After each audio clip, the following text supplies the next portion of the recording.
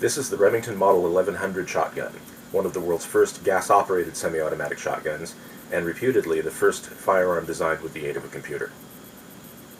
This model was introduced in 1963 and was an immediate success, remaining in production more than half a century later.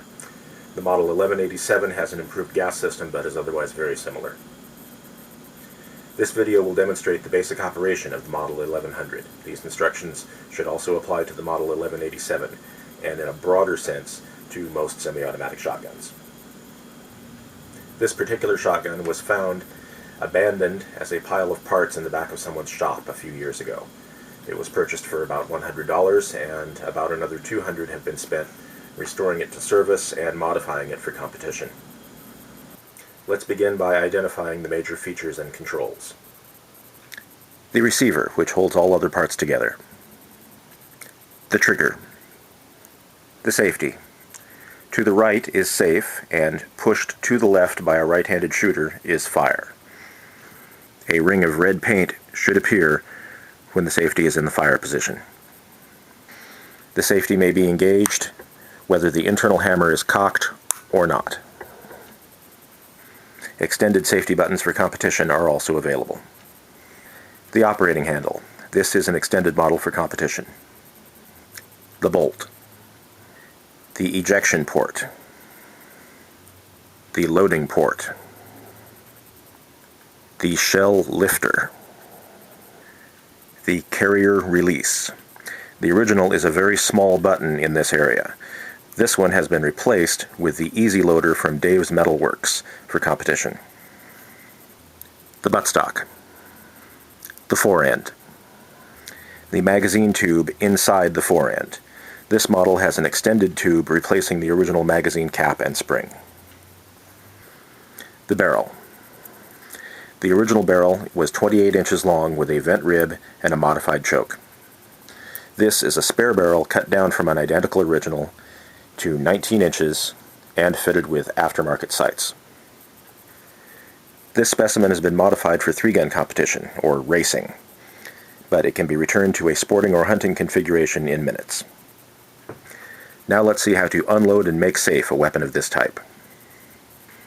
These are dummy rounds I made without powder or primers. A styrofoam packing peanut is used in place of the powder to give tension to the shot column and provide a good crimp. To unload and make safe a weapon of this type, first, always keeping the weapon pointed in a safe direction and your fingers away from the trigger, ensure the manual safety is engaged. Again, the safety can be engaged whether the internal hammer is cocked or not. Look through the loading port to see if there are any cartridges in the magazine. This will give you a better idea what you're dealing with. Next, open the bolt by pulling back on the operating handle. This will extract and eject any cartridge which may be in the chamber.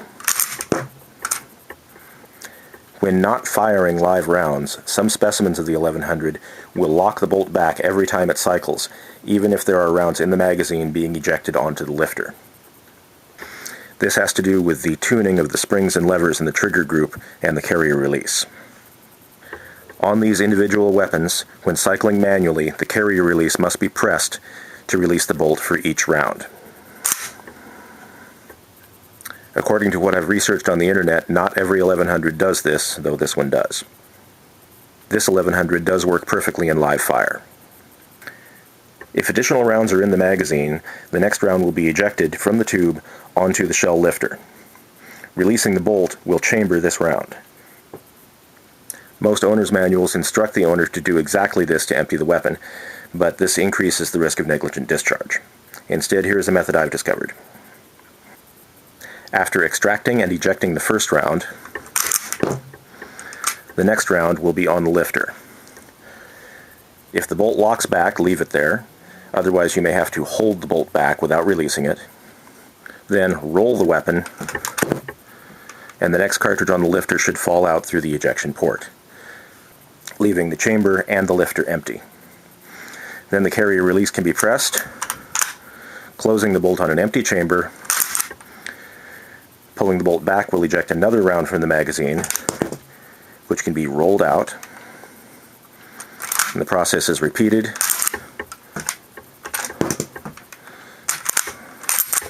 until all rounds have been removed.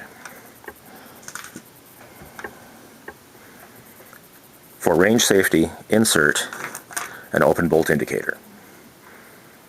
For storage, after ensuring all ammunition has been removed from the weapon, restrain the bolt handle, press the carry release, and ease the bolt closed.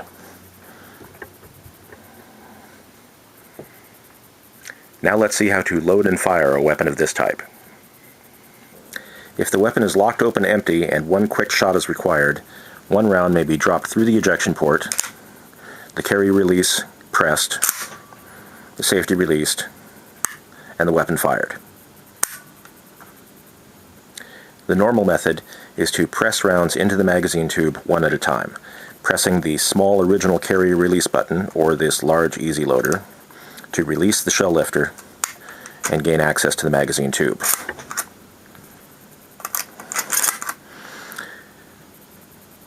Some competition shooters use tube speed loaders, loading up to 4 rounds at a time.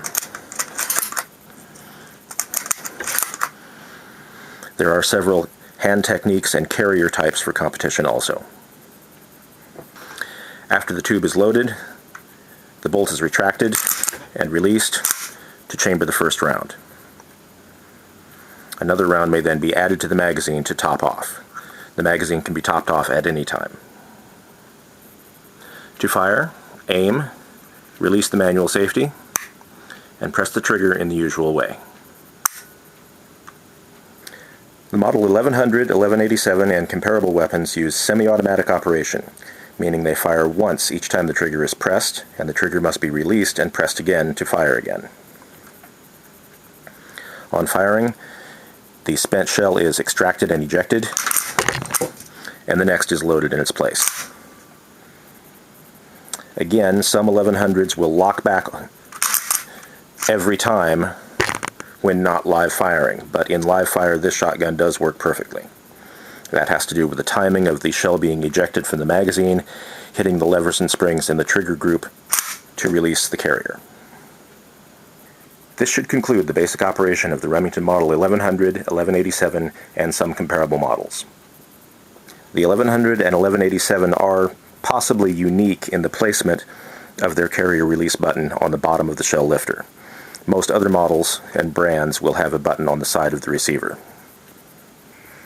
If your weapon is different, consult your owner's manual, which should be available for free download from the manufacturer's website or elsewhere on the internet. The Remington 1100 and 1187 are successful and popular designs widely used for sporting and competition. One may plausibly be encountered anywhere in the world. Everyone should know how to use one in case of emergency. That is the purpose of this video and this series of basic firearms tutorial videos.